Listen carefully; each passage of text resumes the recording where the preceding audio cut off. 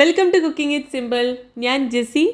ഇന്ന് എത്തിയിട്ടുള്ളത് ഇപ്പോൾ ട്രെൻഡ് ആയിക്കൊണ്ടിരിക്കുന്ന ടാക്കോ കേക്കിൻ്റെ റെസിപ്പി ആയിട്ടാണ്. ടാക്കോൻ്റെ ഷേപ്പിലാണ് ഈ ഒരു കേക്ക് നമ്മൾ ചെയ്യുന്നത്. വളരെ എളുപ്പമാണ് ഇത് ചെയ്യാനായിട്ട്. ചെറിയൊരു പോർഷൻ കേക്കാണ് നിങ്ങൾക്ക് വേണമെന്നുണ്ടെങ്കിൽ തീർച്ചയായിട്ടും ഈ ഒരു രീതിയിൽ നിങ്ങൾക്ക് കേക്ക് ചെയ്ത് വെക്കാം. വീഡിയോ ഇഷ്ടപ്പെടുകയാണെങ്കിൽ തീർച്ചയായിട്ടും നിങ്ങൾ ചാനൽ സബ്സ്ക്രൈബ് ചെയ്യാനും കൂടെയുള്ള ബെല്ലൈക്കൻ ക്ലിക്ക് ചെയ്ത് ഓൾ എന്ന ഓപ്ഷൻ നിൽക്കാനും മറക്കരുത്. ഇന്ന് നമ്മളൊരു റെഡ് വെൽവെറ്റ് ഫ്ലേവറിലാണ് ഈ കേക്ക് ചെയ്യുന്നത്. ഇതിനായിട്ട് ഒരു ബൗളിലേക്ക് 1/4 കപ്പ് മൈദ, 1/4 ടീസ്പൂൺ ബേക്കിംഗ് പൗഡർ, അതിൻ്റെ പകുതി അതായത് 1/8 ടീസ്പൂണ് ബേക്കിംഗ് സോഡ, 2 നുള്ളു ഉപ്പ്, 1/4 ടീസ്പൂണ് കൊക്കോ പൗഡർ, ഇത്രയും മിക്സ് ആക്കിയിട്ട് വെക്കുക. വേറൊരു പാത്രത്തിൽ 1 ടേബിൾ സ്പൂൺ പാലിലേക്ക് 1/4 ടീസ്പൂൺ വിനേഗർ മിക്സ് ചെയ്തിട്ട് മാറ്റി വയ്ക്കുക. ഒരു കോഴിമുട്ട എടുത്തിട്ടുണ്ട്. അതിലേക്ക് 1/4 കപ്പ് പഞ്ചസാര കുറച്ചായിട്ട് എടുത്തിട്ട് നമുക്ക് നന്നായിട്ട് മിക്സ് ചെയ്തിട്ടെടുക്കാം. നന്നായിട്ട് ബീറ്റ് ചെയ്തിട്ട് ക്രീം കളറായിട്ട് വരണം. അതുവരെ ഇത് നന്നായിട്ട് ബീറ്റ് ചെയ്തിട്ട് വെക്കുക.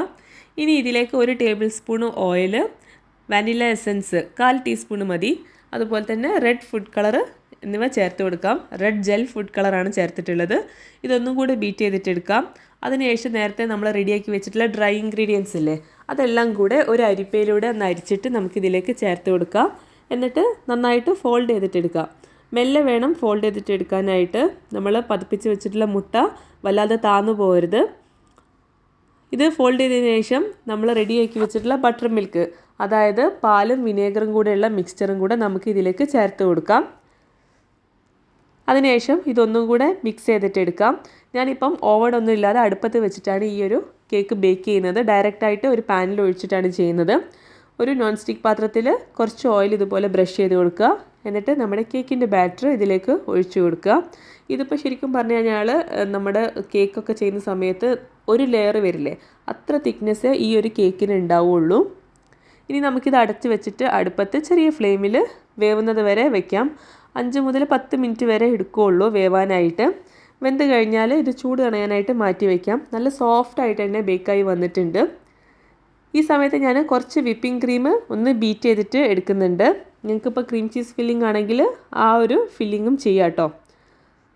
ചൂട് കളഞ്ഞതിന് ശേഷം കേക്ക് ഇതുപോലെ ഒരു റൗണ്ട് കട്ടർ എന്തെങ്കിലും ഉപയോഗിച്ചിട്ട് ഒന്ന് കട്ട് ചെയ്തിട്ട് എടുക്കുക. ഞാൻ അതുപോലെ തന്നെ ഒരു 50 ഗ്രാം വൈറ്റ് ചോക്ലേറ്റ് ഒന്ന് മെൽറ്റ് ആക്കിയിട്ട് എടുക്കുന്നുണ്ട്. ഇത് നിങ്ങൾക്ക് മൈക്രോവേവിലോ അതല്ല അടുപ്പത്ത് ടേബിൾ ബോയിൽ ആക്കിയിട്ട് അങ്ങനെ വേണമെങ്കിൽ അങ്ങനെ മെൽറ്റ് ആക്കിയിട്ട് എടുക്കുക.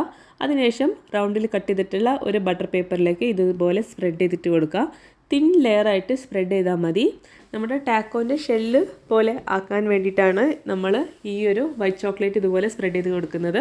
ഇനി അതിൻ്റെ മുകളിലേക്ക് ചൂട് കളഞ്ഞിട്ടുള്ള കേക്കിൻ്റെ സ്ലൈസ് നമുക്കിതുപോലെ വെച്ച് കൊടുക്കുക.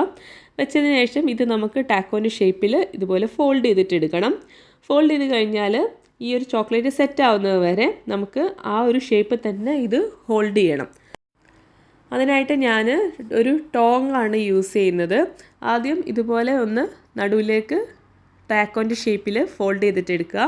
എന്നിട്ട് നിങ്ങൾ ഇതുപോലെയുള്ളൊരു ടോങ്ങിൻ്റെ അകത്തോ അതല്ല വേറെ എന്തെങ്കിലും റെക്റ്റാങ്കിൾ ഇതുപോലെ വീതി കുറഞ്ഞ പാത്രം ഉണ്ടെങ്കിൽ അതിൻ്റെ അകത്ത് ഇറക്കി വയ്ക്കാം.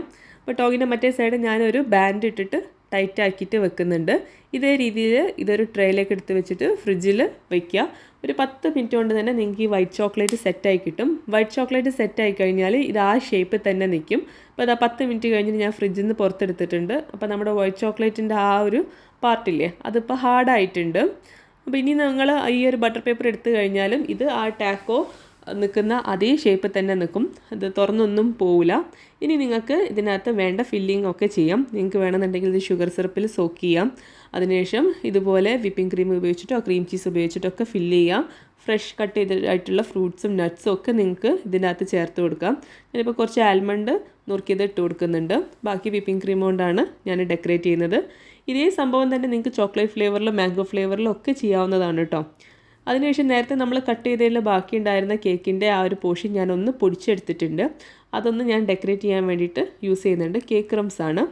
ഇത്രയുള്ള പരിപാടി. നമ്മുടെ ടാക്കോ കേക്ക് റെഡിയാണ്. തണുപ്പിച്ചിട്ട് സെർവ് ചെയ്യുക. ഇപ്പോൾ വീഡിയോ ഇഷ്ടപ്പെട്ട് കഴിഞ്ഞാൽ തീർച്ചയായിട്ടും നിങ്ങളുടെ ഫീഡ്ബാക്ക് താഴെ കമൻറ്റ് ബോക്സിൽ പറയുക. നിങ്ങൾക്ക് വേറെ ഏതെങ്കിലും റെസിപ്പി കാണാൻ താല്പര്യം ഉണ്ടെന്നുണ്ടെങ്കിൽ തീർച്ചയായിട്ടും അതും കമൻറ്റ് ചെയ്യുക. പുതിയൊരു വീഡിയോ ആയിട്ട് കാണാം. Thank you for watching.